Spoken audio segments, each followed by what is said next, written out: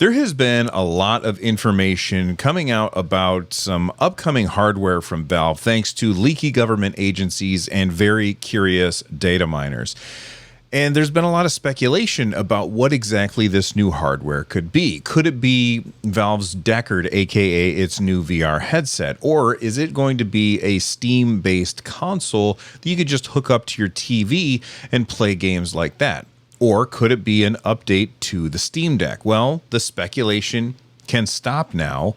We now have it definitively in black and white that we are looking at an update to the Steam Deck. But I don't think that I don't want to say that. I don't want to tell you what to think, but I personally am not excited about this. And I'm going to tell you why I'm not excited. And you're probably thinking, but Bill, I want to be excited. I like getting excited about stuff. And you know what? I love getting hyped for stuff as well.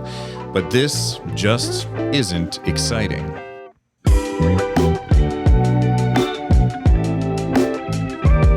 Now, some of you are probably sitting there and saying, hang on a sec, didn't you just recently say that Valve isn't going to be bringing out a new version of the Steam Deck for the next few years? And the answer is yes, I said it, but I am not the person who said it. Valve said it. In fact, Valve said it quite a few times. In fact, if you go all the way back to March of this year, we have an interview with Rock Paper Shotgun where Valve said this: I believe the deck has the potential to be a solid target throughout the generation, but the work involved is trickier than the typical deck UX tweaks that developers have had to do for games that already perform well. That said, there are benefits to game developers doing this work. If high-end current-gen titles are able to scale to the deck and be a great experience, it also enables smoother performance on a wider variety of PCs and improve the experience for the whole player base. Essentially, they're saying here, look, if a dev puts in the work to make a game that works really well on the Steam Deck, then everybody who has lower-end PCs, they're going to reap those same benefits, whether they're on Steam Deck or not. And that's a very good point. They went on to say, we've seen a number of recently released demanding titles perform well on the Steam Deck due to developers targeting and testing on the device. We've also seen a very positive response from customers when titles are deck verified or playable, which has been great to see. But that's old news. Recently, Pierre-Luc Graffai said, Bill, you need to do the sponsor read for this episode. Wait, what? He didn't say that, did he? Ooh, nice. I gotta recycle that. What game are you playing? This is Jet Rider. It's really cool. It's kind of retro. I think you'd like it. What kind of game is it? I don't know how to describe it. It's a side scroller, but whenever I'm playing it, suddenly I feel like the world just falls away and I'm on my jetpack flying through the woods, fighting off these alien hordes and recycling everything that I can find on the planet.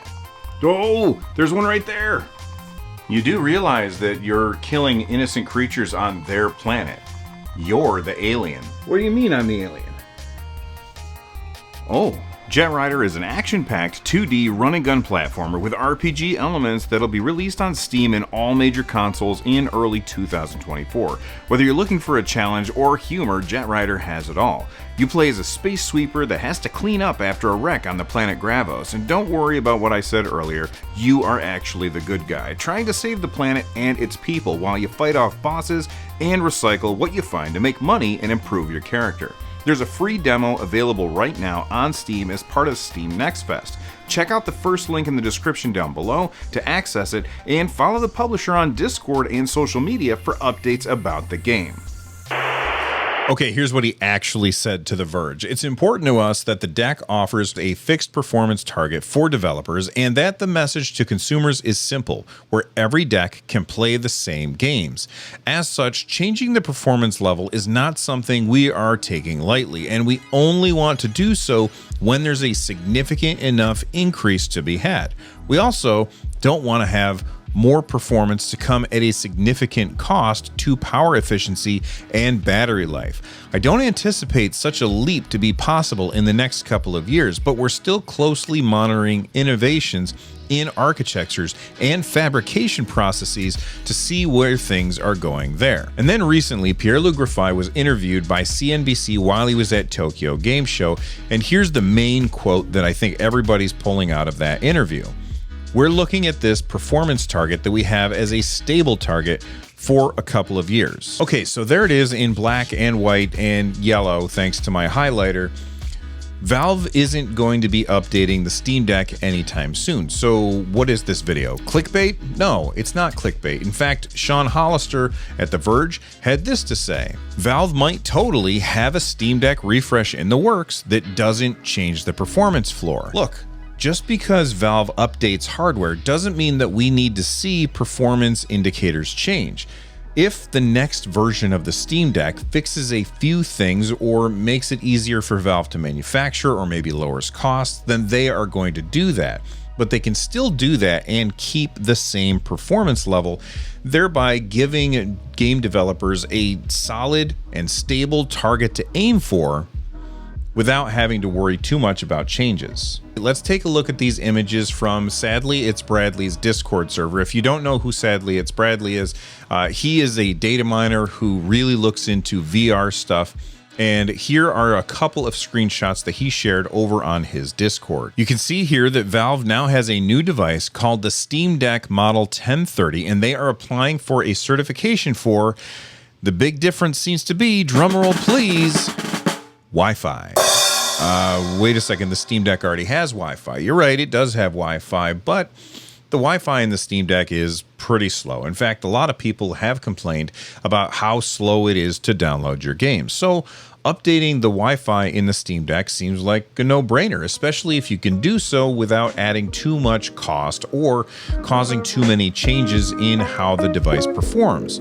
Let's take a look at what they had to say here. Wi-Fi Bluetooth supporting 2.4 gigahertz, 5 gigahertz, and 6 gigahertz triple band and Bluetooth 5.2. It also says here that it supports DBS, which I was talking to some friends, and apparently that stands for dual band because I didn't know what they were talking about.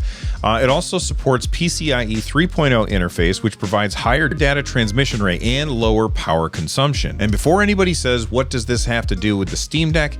Here's the smoking gun, as it were. Product, Wi-Fi, and Bluetooth module has been granted by FCC on July 13th, 2023.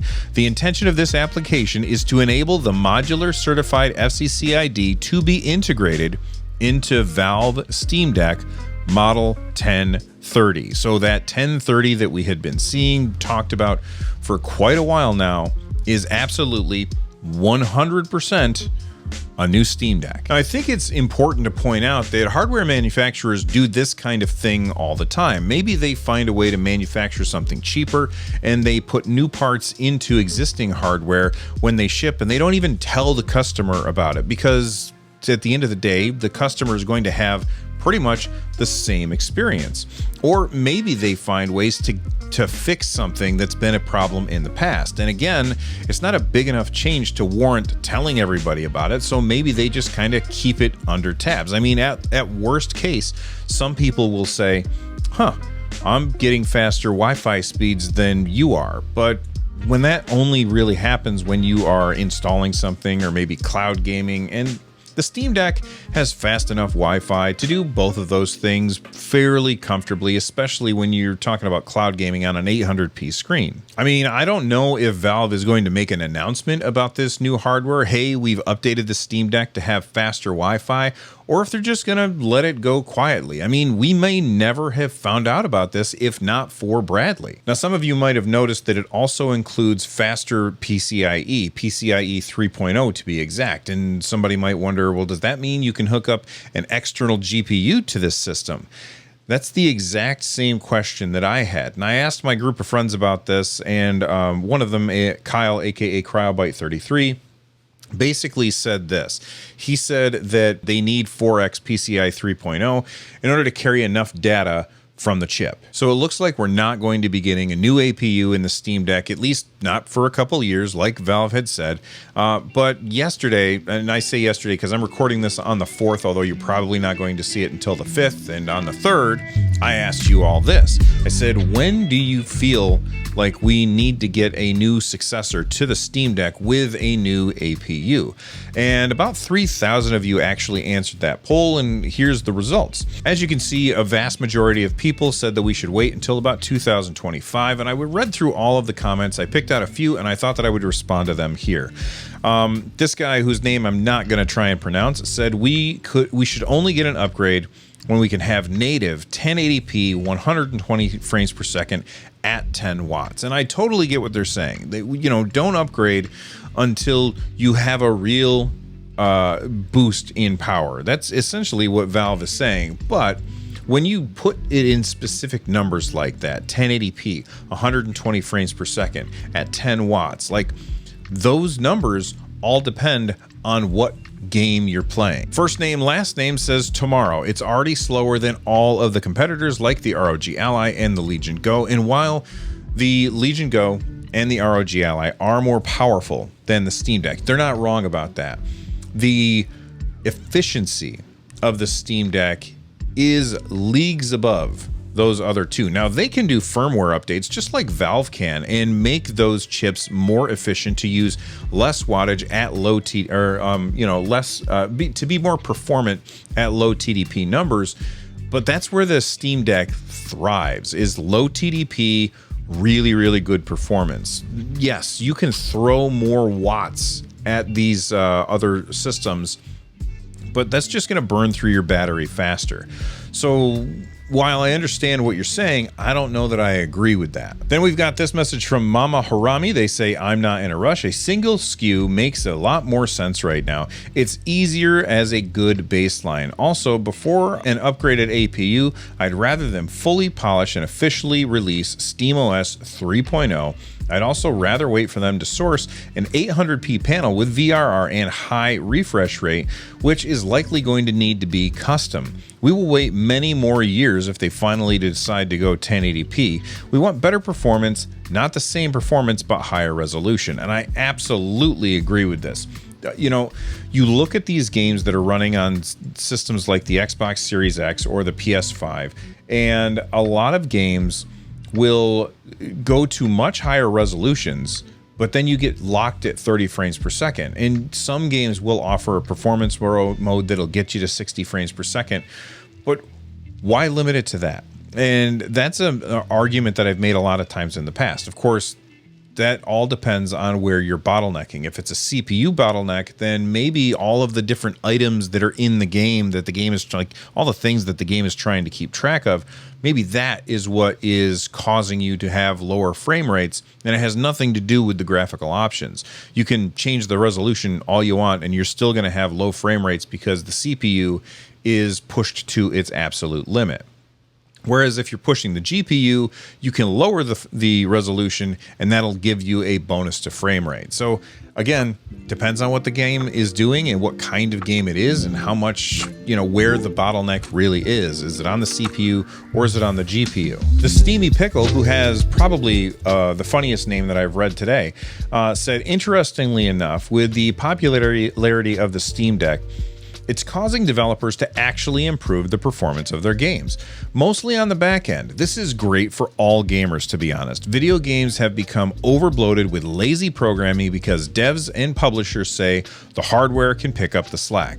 But this is helping change things.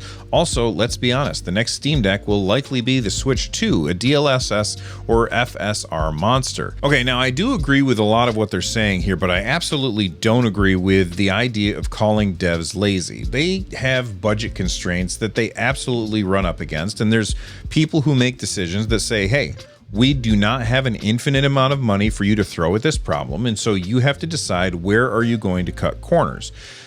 And a lot of times cutting corners happens on optimization to make sure that games are running well on PC because, yes, you can throw more hardware at it in order to make it run better. And they spend way more time on the known quantities of the Xbox or PlayStation or Nintendo Switch because you can't throw more hardware at it in that particular case. So I don't like the term lazy devs. I prefer to use a term like budgeted devs or under budgeted devs. So that's just my thoughts. Now, the last one that I want to read is probably my favorite one. And if you had asked me a couple of years ago when the Steam Deck was announced, if I would even consider doing this, I would have said absolutely not. But having completely yanked all the guts out of my Steam Deck and completely replaced it with a transparent shell, I feel like this is something that I could do. Alex said this: ideally, they should release any upgrade as a DIY iFixit kit. If I get the chance to upgrade my deck for $150 to $200 at my own risk, I will absolutely be doing it. And Alex, so would I. The motherboard and CPU, like, they're pretty easy to get to in the Steam Deck. And let's be honest, the biggest problem is the screen. And you don't have to yank the screen out of a Steam Deck in order to upgrade the APU. So I would love to see that, but I know that there's a lot of people who would never attempt that, and they would feel kind of left out. So unless there was also the ability for you to just buy a new version of the Steam Deck, I don't think that that's a good solution for most people, if that makes sense. All right, so when do I think that Valve should upgrade the Steam Deck? And I gotta say, I'm still really on the fence on this one. While part of me wants them to constantly have a new Steam Deck every couple of years, like every 2 years, so that if somebody decides, all right, now's the time for me to buy a Steam Deck, at most, it's 2 years out of date. Part of me thinks that's a great idea, but another part of me is kind of convinced by what Valve has said, the idea that we shouldn't upgrade until we have a significant improvement. And let's be honest, they're the engineers, not me. So they probably know what they're talking about. Okay, I'm sure that they know what they're talking about, but I want to know what you all think. Are you interested in this new Wi-Fi for the Steam Deck, or are you going to stick with your current Steam Deck? I think most people are just going to say, I'm just going to stick with the one that I have. Let me know in the comments section down below. And if you enjoyed this video, you're probably going to enjoy this one right here. From the Nerd Nest, I'm Bill. Stay rad, everybody.